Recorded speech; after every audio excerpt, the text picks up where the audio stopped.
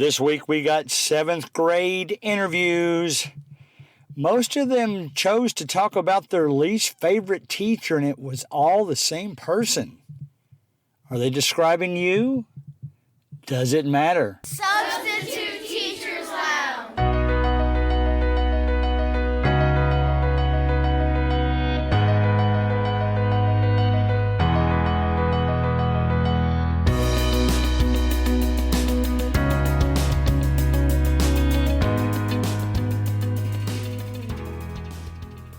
All right, I'm going to play the audio file of the seventh grade interviews.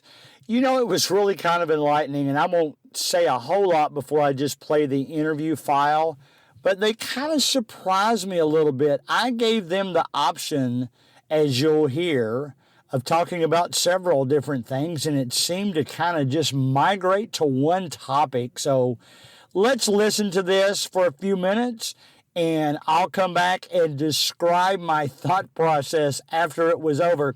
Now, I told them I would edit a lot of this, and to be honest, the class personality came out, and we had fun with it, and I know that when they listen to this, they're going to laugh because most of it I did not edit. I left most of it in, so you see them in their finest form. They are great kids. They're the ones that I played my April Fool's prank, on a few weeks ago, and they still say they like me, so we'll see how it goes from here. So here we go, seventh grade math class student interviews. All right, guys, we're back with Substitute Teachers Lounge. I know you guys love student interviews. That's what we're doing today. I've got some of them, they're laughing at me because they think my voice is weird right now. We're going to go around the room. I gave them choices of questions. What makes your favorite teacher or sub your favorite? What makes your least favorite or sub your least favorite? What is Mr. Collins' number one strength and weakness? Or do your best impression of Mr. Collins. We're going to start, and we're going to have them give their first name and answer any question they would like. So here we go. Hi, Greggy. This is Abigail. I can't do this. I don't like going first. Wait, I'll go second. You go first. No. This is going so well so far. All right, I go this way. I'll come back. I'm going to cut all that out. I'll cut all that out. What? Are you ready? All right, here we go. Listen. Hey, I'm Adia, and what made my least favorite teacher my least favorite, it was because every morning he would literally have the most energy. He'd be like, "Good morning, everybody," and I was just not prepared for that. It was too much, and he'd also he was just too much energy, and he would give us literally 20 packets a day, and there would be 20 questions each, and then our deadlines would be we had 2 days to do it, and it was just too much work overall. Yeah, no, exhausting. All right. Good thoughts. Are you ready? Go. Hi, this is Riley. My least favorite teacher is the same one as ADS. He has way too much energy, and he gives way too much work on computers. He never let us do any projects or hands-on activities. It was not very fun. Okay, all right. Go this way. My name is Ella, and the thing that makes my least favorite teacher is that they were just really mean and strict. Okay, all right. And they wouldn't let us touch our desk. Okay, fair enough. All right, now we'll go back over here. These two girls are ready now. Here we go. Wait, I'm thinking. Good. Go. My name is Hannah, and what makes my favorite teacher my favorite is he's nice, he's laid back, and he doesn't give us much work. What makes my favorite teacher or substitute teacher my favorite is they didn't treat us like I need to think about this. I don't have enough time. You've only had like an hour and 15 minutes so far. No, not me. Come on. My least favorite teacher is my name's Madison. Sorry. My least favorite teacher is the same one as ADS and Riley. He would give us like 30 minutes to do a 20 question assignment, and you had to write like a whole paragraph for each question, or he'd be really mad at you, and you would like not get full credit at all. Okay, all right. I'm Chelsea, and my favorite teacher gives us a lot of candy. I'll probably get that answer more than any. Okay, I'm Becca, and what my least favorite teacher is my least favorite because he was really energetic, and even at the end of the day, he would like be full of energy somehow, and he would like give us so much work and like 20 minutes to do like 35 questions, and like if we had any punctuation like errors, he would like get mad at us. All right. Go. Wait, no, do somebody else. Oh my god. I don't think it's happening. All right. Who we got left over here? Bella. I tell you what, let me pause it just a moment. All right, we're recording, but I'll record. All right, guys, listen, here we go. All right, go. Hey, Greggy. This is Abigail, and what makes my favorite substitute teacher my favorite is they gave us candy and didn't make us do dumb I ready and like that kind of computer crap. All right, fair enough. All right, let's go this way.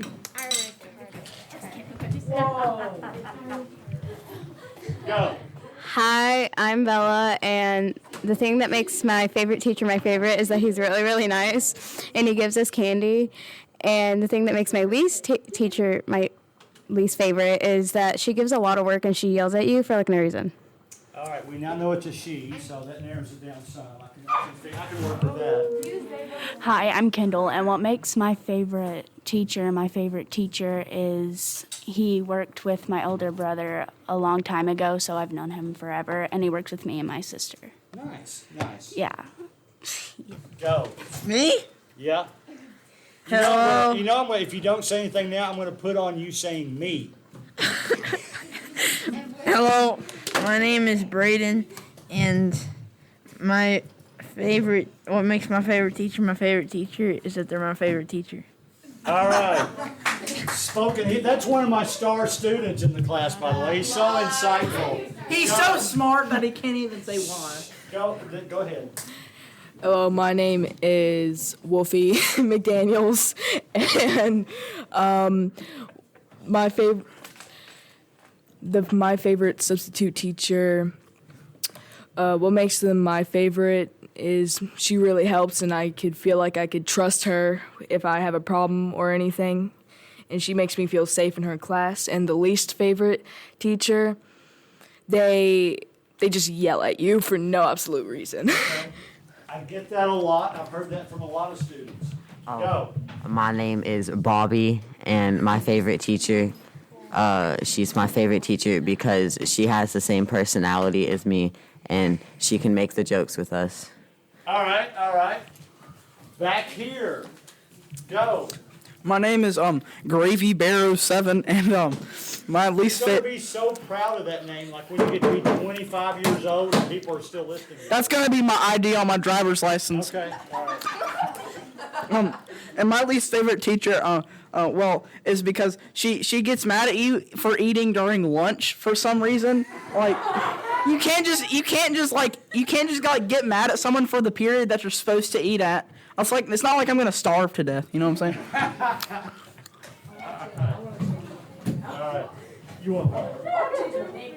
I'm good. I don't know. Now, who did I leave out? We're still recording, by the way. All right, Cassidy's ready now.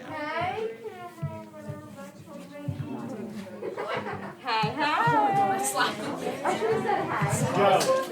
Hi, I'm Cass, and what makes my least favorite teacher, is she gives us a lot of work on every assignment, and it's like Google Docs, so it's kind of hard. Anybody else? Me, hey. No. Are you for real? Gonna say something else? No. Okay. That's what I thought.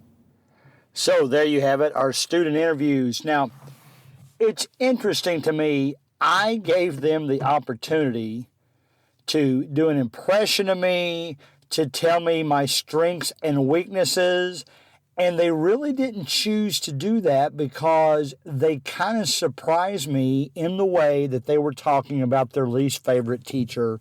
There was a list of half a dozen of them that agreed on their least favorite teacher. Now, I will tell you this. Let me describe the class a little bit. All those students in that class are great kids. I will say at the same time that of all the classes I have probably the most A students in this class, and yet they were describing their least favorite teacher, so it kind of surprised me a little bit. Now, let's set it up, what they were saying. One thing they were saying was too much energy. That describes me sometimes, but I think what they were really going at was bubbly, a very bubbly personality, like maybe over-the-top type greetings and, hi, how you doing? Those kind of things. So I don't know if that's bad, but at the same time, I thought it was interesting to hear their opinion of that. I had never really thought about that. Do we ever get in a situation where we're so spontaneously happy and going out of our way so much that it actually turns the kids off? And do we care if we do? I mean, if that is us, who cares, right?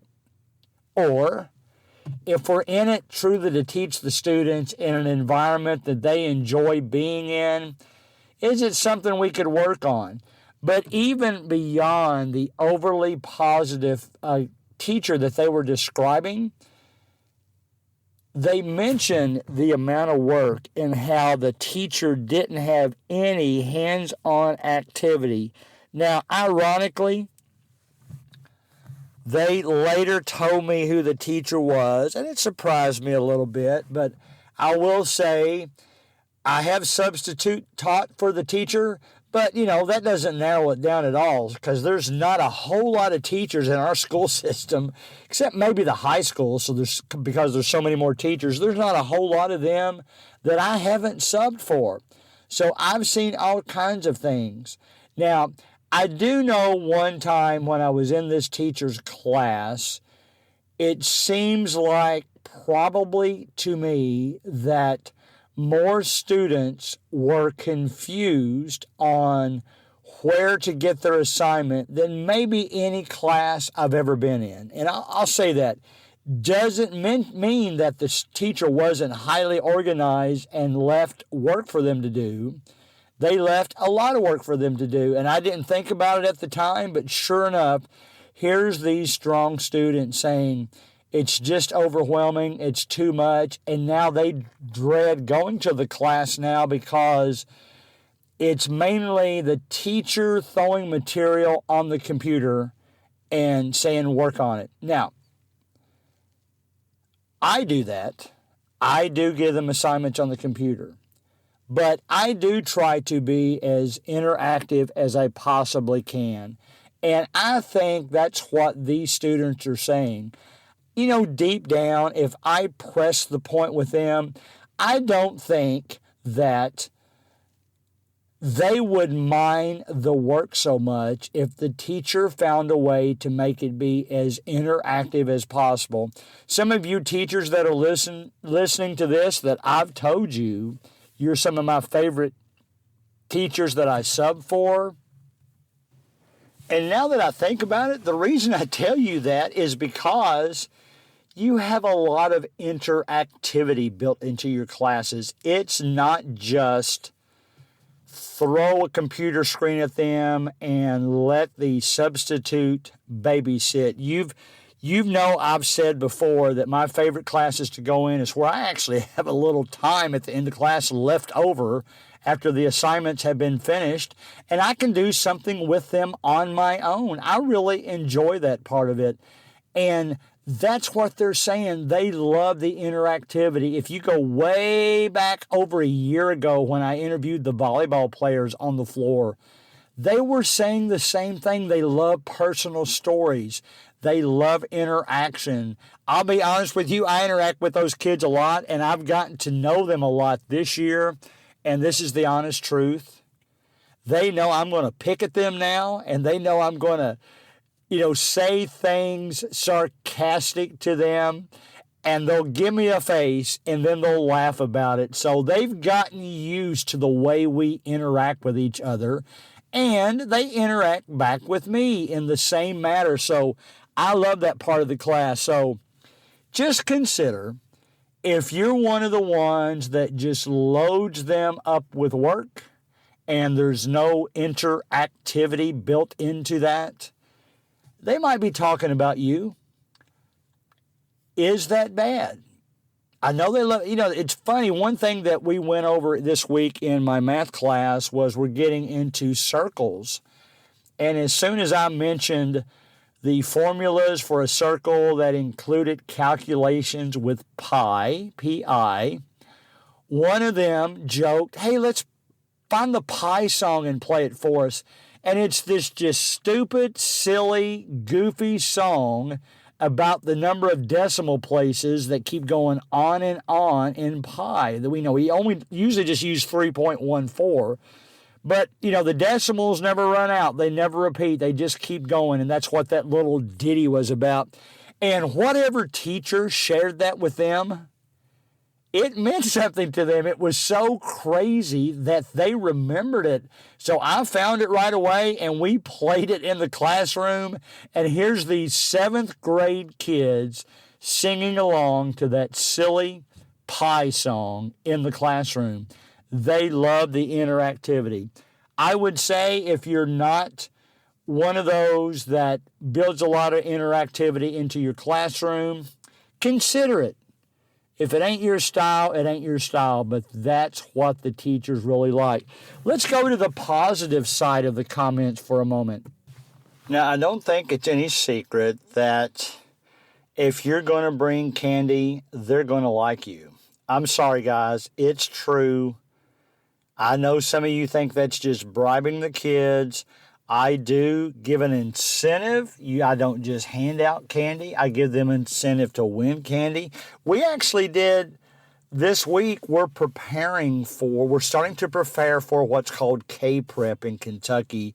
It's the way students are evaluated. They take this exam that covers the whole year, and it's very important because it evaluates the kids. It gives them their rating, and it's also important for the school systems because some of the government's dollars in this state is based on the kids doing well on these tests. And it's very serious. I know people come in the couple of days before the test begins and looks at the walls to make sure there are no hints on the walls. I know in the math section, there's some parts they can use a calculator, some they can't. And it's very serious. We take it very seriously. And so what I'm doing at the beginning of every class now, before we get into new material, I'm pulling up my good old favorite Kahoot. And there are so many choices there about doing a full, if I happen to be in 7th grade with this class, a full 7th grade math review. It helps remind them what we have studied all year long, and therefore what will most likely be on the K-Prep test. In fact, there are the Kahoots out there are just named K-Prep, and there's other teachers that have done this same thing. So I've borrowed some of those. I've really borrowed more Kahoots than I've created on my own, although I will say most of the time I'll borrow them and then edit them. And That is perfectly legal, by the way, in the Kahoot world, unless the person makes it private, because they kind of like seeing how many different people have played their Kahoot design. So it's really kind of a neat thing. But every class period now, we're going through that, and even at that, the winners, the ones that do the best, and even the ones that improve as that game goes on, they're all getting candy for that, and they appreciate that. You don't have to spend a whole lot. I mean, the cheapest candy I bought this year were probably Jolly Ranchers. I bought Airheads. I have spent a little bit more and bought chocolate on occasion. I don't buy that as often because chocolate's just so much more expensive. But give them a little incentive sometime. Hey, it works with adults too. We like to be incentivized. We like people to give us things to get us in the store. So what's the difference? The kids are the same way, and they love that interactivity. If you were listening closely, the teachers that are their favorites are the ones that don't give them too much work, but really what they're saying is don't overwhelm us with work. Talk us through the work. That's the pattern I've tried to instill. Test. I always do a review, whether it's the class before or right before the test. I have found that to be most productive. And even though K-Prep's important, I'm more excited to just teach those kids and help them get their grades up as the year progresses. Will those same questions be missed on the K-Prep test because it was from 2 months ago? Well, maybe. That's why I'm going through this review now. So, but build as much interactivity as you can. You heard some of the students say, I like the teachers that work with us. One of them mentioned they work with other family members in the past, and so it's always been their favorite teacher. So that's always good to hear. The ones that work hand on hand with them, those of you that do tutoring after schools, bless your hearts. It's kind of cool, the tutoring is, because you get to know those students one-on-one a little bit better. So that's really a good thing. It helps them learn when some kids just need that extra little, not that push, not involving the whole class. So that's always a good thing. So think about that.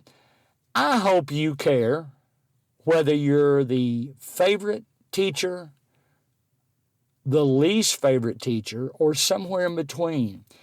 If you care, if you're on one end or the other, I think that's important. If you don't care at all, if you don't care what the students think about you, I don't know, man. That just doesn't seem right to me.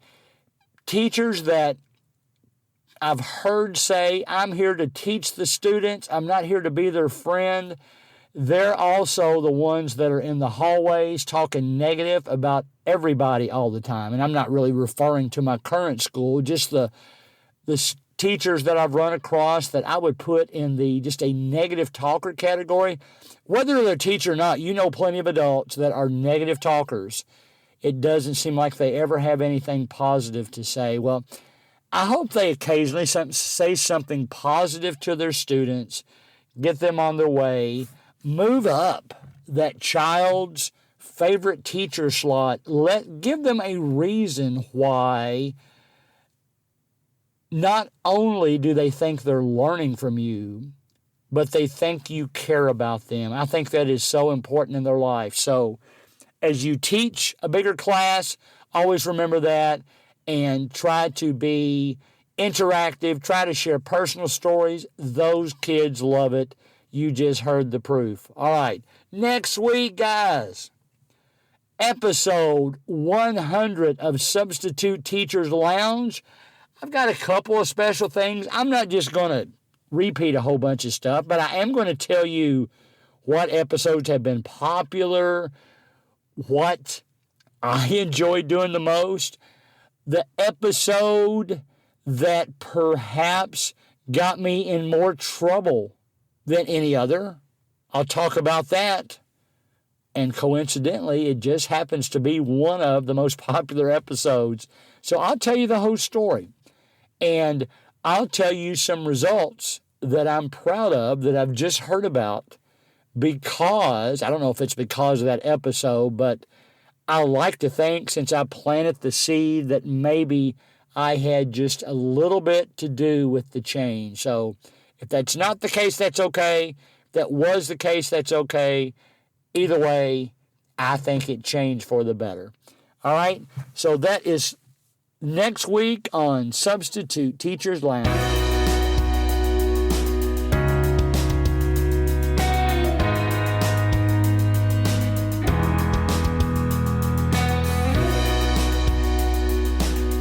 Music provided by Ben Sound.